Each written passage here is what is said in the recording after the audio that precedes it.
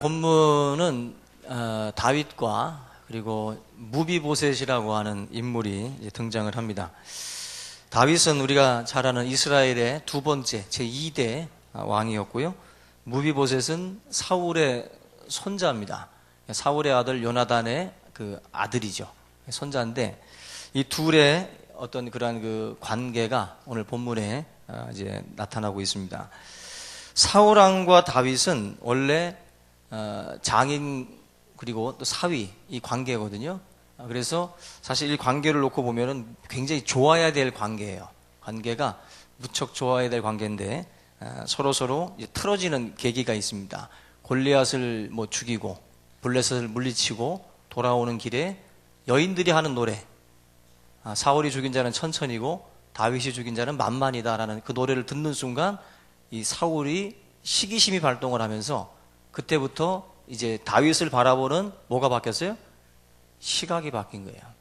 그게 바뀌면서부터 일이 그때부터 이제 틀어지기 시작을 해가지고 모든 것이 더 이상 이제 만나지 않는 어떤 그런 식으로 점점 그 간격이 벌어지게 됩니다. 그래서 결국은 사위 장인 관계인데 나중에는 철천지 원수가 돼서 사울 같은 경우는 다윗을 죽이기 위해서 모든 것들을 다 쏟아붓는 그러한 관계로까지 전락을 하고 맙니다.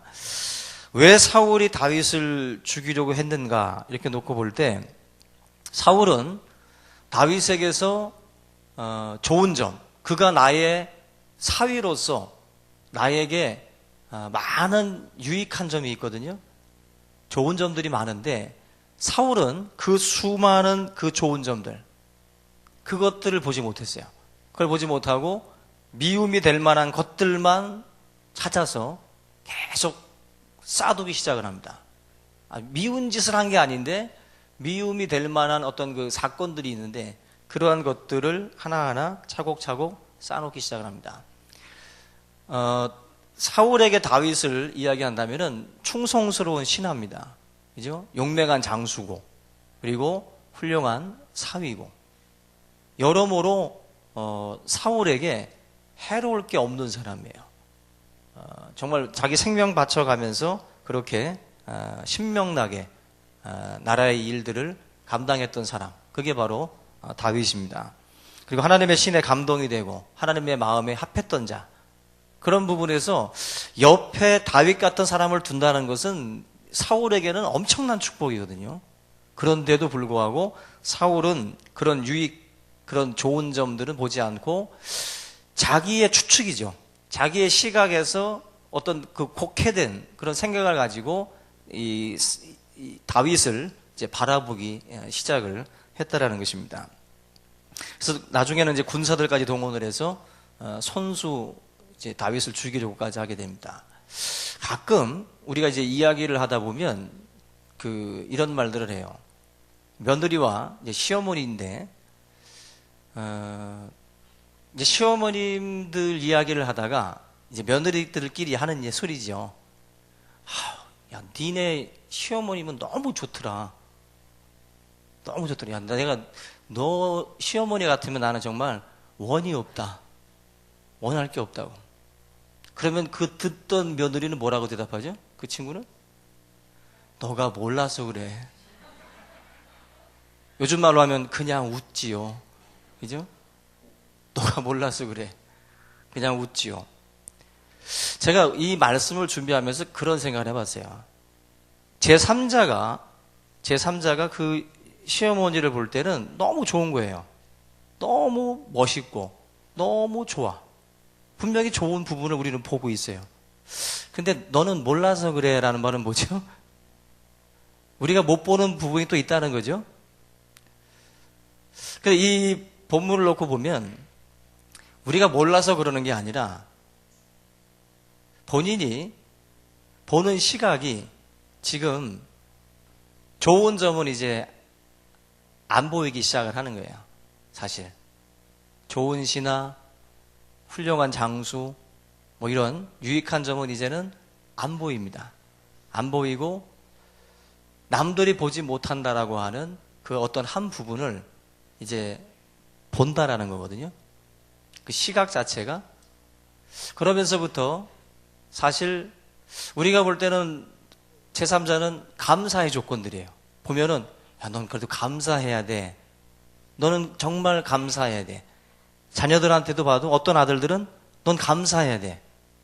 어느 부모를 봐도 자식을 이게 쳐다보면서 당신 자식 볼 때 감사해야 돼. 이거 얼마든지 제3자들은 그렇게 말을 해줘요. 그런데 본인들은 또 다른 걸 봐요. 또 다른 걸 보면서 아니다라고 말을 합니다. 그러면 정말 만약에 이 시소 게임처럼 우리가 보는 것을 올려놓고 그리고 자기가 보는 것을 올려놓고 이걸 놓고 봤을 때 정말 이 무게중심이 이쪽 게 정말 그렇게 무거운 건가? 정말 무겁고 우리가 보는 것들은 정말 하찮은 건가?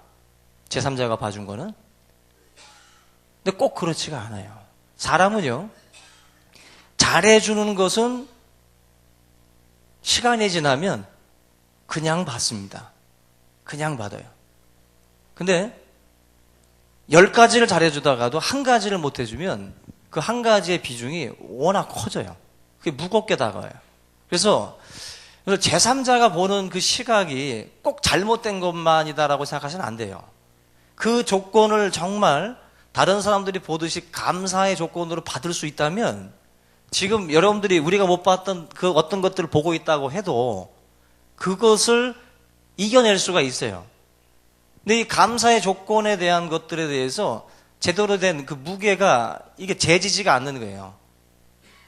그래서 너는 모른다. 그냥 웃지요. 그냥 이렇게들 반응을 하는 이유가 여러분 지금 사울 보세요. 우리가 옆집 사는 사람이라고 치고 볼 때 사울이 하는 행동 보면 어때요? 이해가 안 되죠.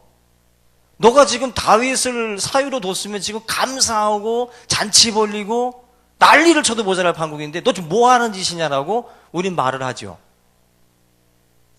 근데 사울은 안 그렇게 생각한다는 거예요. 전혀 그렇게 보지 않는다는 거예요.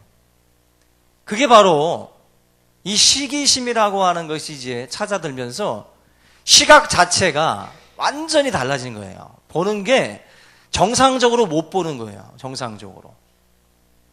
누구나 보는 거를 못 봐요. 누구나 보는 거를. 그리고 누구나 봐도 감사할 것들을 감사 못 해요.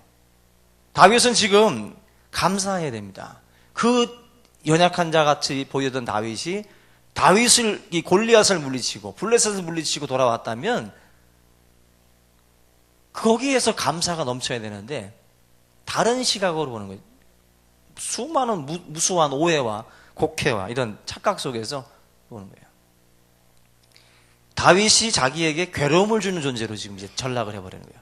거라사 광인 이야기 아시죠? 군대 막이 들렸던 그 거라사 광인에게 예수님이 찾아왔을 때 우리를 괴롭히려고 오시나이까라고 말을 해요. 주님이 오시는 것을 우리를 괴롭히기 위해서 오십니까? 여러분 우리의 그 예배가 여러분들을 괴롭게 하고 우리의 모임이 여러분들을 괴롭게 하고 구역 예배가 여러분들을 괴롭게 하고 여러분들의 모임이 나를 괴롭게 하는 것인가? 아니에요. 우리를 괴롭게 하는 것은 시각입니다. 우리의 시각을 바꾸면 감사가 넘쳐요. 이게 분명히 바뀌어질 수가 있어요. 사울이 결국 이 다윗이라고 하는 인생을 제대로 된 시각을 가지고 보면 이 사람은 천천만만 아주 정말 든든한 오른팔이라고 볼 수밖에 없는 거예요. 엄청난 감사가 넘칠 수 있는 조건이라는 것입니다. 어떻게 보느냐가 굉장히 중요해요. 어떻게 보느냐. 그래서 오늘 제목도 사람은 시력보다 시각이 더 중요하다. 보는 시각이 삶을 살아가는 데 있어서는 얼마나 중요한지 모릅니다. 깜짝깜짝 놀라요.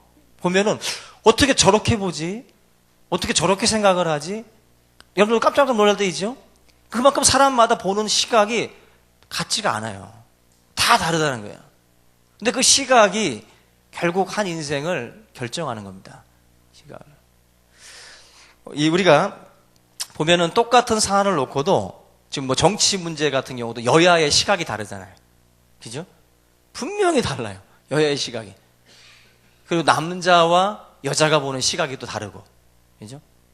전혀 각이 틀리게 나온다라는 것입니다. 저도 어렸을 때 눈이 나빠져가지고 안경을 일찌감치 썼는데, 뭐 이 눈 나쁜 사람들은 이제 가끔 안경 벗고 지나가다가 정말 사람 못 봐서 인사를 못 하고 지나가가지고 그냥 사람 무시했다고 하면서 이제 오해받을 수도 있어요. 그래서 관계가 또 틀어질 수도 있죠. 그런데 그런 관계는 나중에 이제 눈 나빠서 그랬구나 해결될 수 있습니다. 그죠? 시력 나쁜 거는 관계가 회복이 빨라요.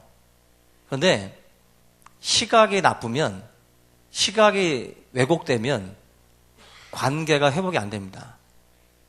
그 시각이 잘못된 사람들은 또렷하게 보면서도 인사를 안 해요. 또렷하게 보여도 시각이 왜곡되면 쳐다보지도 않습니다. 시각이라는 건 분명하게 말을 하고 분명한 소리를 하고 옳은 소리를 해줘도 시각이 잘못되었기 때문에 그걸 안 받아요. 그만큼 무서운 겁니다. 그만큼 무서운 거예요. 결국 이 사울이라는 인생이 망가지기 시작한 건 하나님의 마음에 합한 사람이 다윗인데, 다윗을 바라보는 다윗의 행동이나 이 모든 것들에 대해서 다 왜곡되게 보니까 결국 하나님과 반대로 가는 수밖에 없는 거예요. 하나님과 맞는 사람하고 부딪힌다라는 것은 반대로 가는 거예요. 지금 반대로. 결국 사울의 인생이 망가진 것이 바로 그런 부분에서 이런 그 시각이 잘못된 거죠. 신문도 논조가 있잖아요. 조선일보 다르고 한겨레 다릅니다. 분명히 보는 시각들이 달라요. 논조가 다릅니다. 그거는 바로 우리가 흔히 말하는 이 폼, 틀이에요. 틀. 그 머릿속에 틀이 있어요. 마치 붕어빵 찍어내는 그 기계처럼 붕어빵의 틀을 가지고 있는 사람은 밀가루를 보도 붕어고 계란을 보도 붕어예요. 어떤 이야기를 보내도 이 사람한테는 붕어로 나와 다. 어떤 말을 해줘도, 어떤 사건을 경험을 해도 다 붕어예요. 나오는 것마다. 왜? 그 사람 틀이 붕어 틀이라서 그래요. 이 사고의 이 틀이라는 게 그래서 무서운 겁니다. 이게 그래서 뭐 운동권에 빠진 애들 보면은 그 틀이 있어요. 그 틀 가지고 세상을 보고 사회를 보면 다 불만일 수밖에 없는 겁니다. 어떤 그런 그 틀이라는 게 다 존재해요. 이 사울이라고 하는 사람의 틀은 바로 붕어빵처럼, 이제 다윗에 대해서는 그 붕어빵 기계처럼 그 틀이 갖춰져 있기 때문에 다윗이 어떤 것을 해도 다 그렇게밖에는 도출되지 않습니다. 이게 바로 정말 무서운 일이 아닐 수 없어요. 근데 다윗은 달랐어요. 다윗은.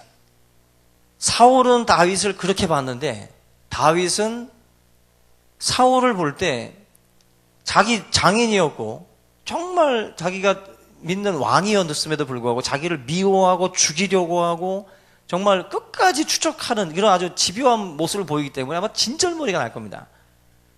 얼마나 안 좋은 감정이 많을 수가 있겠어요. 근데 이 다윗은 이 사울을 볼 때 어딜 봤냐면 이 사람은 그래도 하나님의 기름 부음 받은 자다. 99가지가 잘못됐는데 한 가지가 같은 거예요. 뭔가 마음에 일치되는 부분이 하나야. 사울에게 있어서는. 그게 바로 하나님의 기름 부음 받은 자라는 거예요. 근데 사울은 반대로 생각했죠. 99가지가 다 좋은데도 한 가지가 뭔가 좀 마음에 안 드니까 다윗을 찍어내려고 하는 거예요. 근데 다윗은 다 자기랑 원수지간인데 하나님의 기름 부음 받은 자라고 하는 그 한 가지 때문에 그 사울을 국률이 여겨요. 국률이 여긴다고. 사람을 국률이 여길 때 다윗은 하나만 일치돼도 국률이 여긴다는 거예요. 여러분들의 사람을 보는 방식도 이 다윗과 같아야 됩니다. 99가지가 왼수 같아도 한 가지가 그래도 좀 걸리는 부분이 계시면 그거 끌어안아야 돼요. 그게 바로 다윗이 사람을 보는 시각이에요. 근데 사울은 반대로 움직였다는 거예요. 반대로. 우리 여러분들의 관계 속에도 이런 부분들이 자리를 잡고 있어야 돼요. 다윗은 사울이 하나님의 기름 부음을 받았다라고 하는 그 이유 때문에 굴 속에서 사울이 잠을 자고 있을 때 원래 그 굴 속에는 다윗도 숨어 있었어요. 그때 다윗의 동료들이 지금이 기회다. 당신을 저렇게 집요하게 쫓아다니는 저 사울을 지금 죽여라. 모든 게 끝난다. 근데 다윗은 죽이지 않았어요. 그냥 옷자락만 뺐어요. 난 당신을 죽일 수 있는데 이렇게 가지고 갑니다. 근데 그것까지도 괴로워해요. 옷자락 뺀 거 가지고도 나중에 다윗은. 하나님의 기름 부음 받은 자라고 하는 그 이유 때문에 내가 이 사람을 죽일 수 없다라는 거예요. 이것이 바로 다윗이 사울을 바라봤던 시각입니다. 여러분들 자신을 괴롭게 하는 사람조차도 한 가지만이라도 긍휼히 여길 조건만 있으면 긍휼히 여기려고 힘쓸 수 있기를 주님의 이름으로 부탁을 드립니다. 99가지가 달라도 한 가지가 같으면 한 길을 가고자 해야 돼요. 하나만 같아도. 이게 우리의 마음가짐이 돼야 돼요. 다 맞을 거라고 생각해서는 안 돼요. 우리가 다 맞지 않아요. 보니까 다 틀리더라고. 강 좋아하고 산 좋아하고, 그죠? 돈 좋아하고 서로 다 좋아하는 게 틀려요. 영화도 에로 애로사항이 많은데 그 애로 뭐 액션, 그죠? 또 아니면 또 약간 좀 교훈적인 거, 좀 지적인 영화 이런 거 좋아하는 분도 있고. 다 틀리잖아요. 그럼 영화는 같이 보자 그랬는데 취향이 틀려. 미치겠죠. 따로 봤다가 나중에 로비에서 만나자. 그리고 흩어지는 분들도 있죠. 제가 볼 때 참 그거 아니에요. 그냥 그럴 때는 내가 안 경험했던 거, 내가 살아생전 나 혼자 가면 절대로 안 보를 영화, 그리고 누군가가 선택을 하면 한번 볼 줄도 알아야 된다고. 그때 한번 봐보는 거죠. 에로물도. 그죠? 결국 여러분들이 한 가지만 같아도 한번 이렇게 같이 가려고 하는, 야, 그래도 이 사람이 영화 보려고 했네? 같네? 마음은? 그러면 그냥 같이 가려고 하셔야 돼요. 뭔가 그런 것이 지금 다윗이 가지고 있는 생각입니다. 사람들은 사실 이렇게 다 띠로 치면은 여기 안에도 띠로 묶으면은 여러 그룹으로 묶일 수밖에 없는 그룹이에요, 지금. 하나로 묶을 수가 없다고. 지금 나이로 묶을까요? 피부색으로? 얼굴 외모로? 학력으로? 취미로? 어떤 걸 묶어도 하나로 못 묶는다고 지금. 그래서 성경은 성령의 띠로 하나가 되라고 말씀한 거예요. 취미로는 우리들끼리 하나로 못 묶어요. 근데 성령 안에서 하나가 될 수 있는 게 그것이 우리를 묶어주는 유일한 하나예요. 그것 때문이라도 한 길 가는 거고 하나가 되는 거라고. 그런 마음가짐이 없으면 한 길 가기 힘든 거예요. 다 맞아야 된다고. 다 맞고 못 가요. 다 맞을 수가 없어요. 부인끼리가 아니라 부부끼리도 싸우는데, 형제끼리도 싸우는데 다 맞을 수가 없는 거예요. 하나만 맞아도 서로 하나가 되고자 하는 그런 마음들이 있어야 됩니다. 그것을 하나님께서 기뻐하신다라고 저는 믿습니다. 여러분들, 요나단이 낳은 아들이 무비보셋인데, 요나단하고 다윗하고 한번 두고 보세요. 이 둘은 절대로 같이 섞일 수 없는 사람이에요. 이 사람 둘은 우정을 나눌 수 없는 사람이라고. 왜? 요나단은 사울의 후계자예요. 왕이 될 사람이라고. 사울 다음에. 그런데 다윗을 하나님께서 기름 부어서 왕으로 삼으려고 하고, 지금 그 뜻을 요나단도 알고 있어요. 그러면은 둘이 어떻게 섞일 수가 있어요? 내가 왕이 돼야 되는데 하나님은 다윗의 마음에 가 있고, 다윗하고 요나단은 섞일 수 없는 존재예요. 그런데 우리가 우정 얘기할 때 가장 많이 이야기하는 사람들이 바로 다윗과 요나단이라고 해요. 둘은 하나가 될 수 없어요. 띠로 묶일 수가 없다고. 서로 원수지간이 되면 됐지, 이 드라마상으로는 대립구조예요. 이 둘은 절대로 나란히 갈 수 없는 사람들이에요. 그런데 이 둘이 정말 누구도 비집고 들어갈 수 없는 우정의 관계를 만들어요. 그게 무엇 때문에 가능합니까? 다윗하고 요나단이 하나님의 뜻에 다 같이 맞춘 거예요. 하나님의 뜻에. 요나단도 하나님의 뜻에 순종했고, 그러므로 해서 다윗을 인정하고 형제처럼 우정을 나눌 수 있었던 것입니다. 우리 여러분들도 딱 보면은 로미오와 줄리엣처럼 전혀 섞일 수 없고 전혀 하나 될 수 없는 그 관계들이 있어요. 그런데 될 수 있습니다. 돼야 되고요. 무비보셋을 다윗이 거둬들이고 무비보셋에게 땅을 주고 한 식탁에 둘러앉아서 먹고 마시게 합니다. 다윗이. 그 이유가 뭐죠? 요나단으로 말미암아. 요나단으로 말미암아 그 무비보셋, 그 대접해 줄 필요 없고 정말 거둬들일 필요도 없는데 그 사람을 요나단 때문에 그 무비보셋을 거두어들여요. 다윗이 품는다고. 요나단으로 말미암아 결국 그렇게 된 겁니다.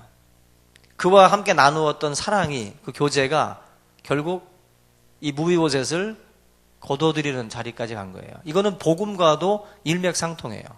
우리를 하나님의 식탁에 둘러앉게 하시고 또 우리로 하여금 하나님과 교제케 하시는 이 축복이 누구로 말미암습니까? 무비보셋으로 말미암음이 아니에요. 요나단으로 말미암인 것처럼 예수 그리스도로 말미암아 우리 또한 하나님의 식탁에 앉을 수 있는 거예요. 결국 저나 여러분들이 이 신앙생활을 하는 가운데에 중요한 싸움이에요. 이게 우리를 하나로 묶는 것은 성령에 띄고 우리를 하나로 묶는 것은 예수 그리스도로 말미암아예요. 말미암아. 우리가 이 일들을 감당하고 이 사역들을 감당해 나갈 때마다 항상 명심하셔야 돼요. 99가지가 서로 다르셔도 한 가지, 내가 예수 믿고 저 사람이 예수 믿고 같이 성령의 때로 하나가 될 수 있다면 충분히 같은 길을 갈 수 있는 거예요. 여러분들이 항상 마음 자체를 그렇게 준비를 하셔야 됩니다. 하나라도 찾자. 예수 그리스도로 말미암은 그 하나를 찾아서 저와 여러분들이 하나님의 거룩한 사역들을 은혜 가운데 잘 감당해 나갈 수 있기를 주님의 이름으로 축원합니다. 우리 다 같이 오늘 말씀 붙들고 우리 통성으로 우리 2, 3분 정도 기도합니다. 살아계신 하나님 아버지,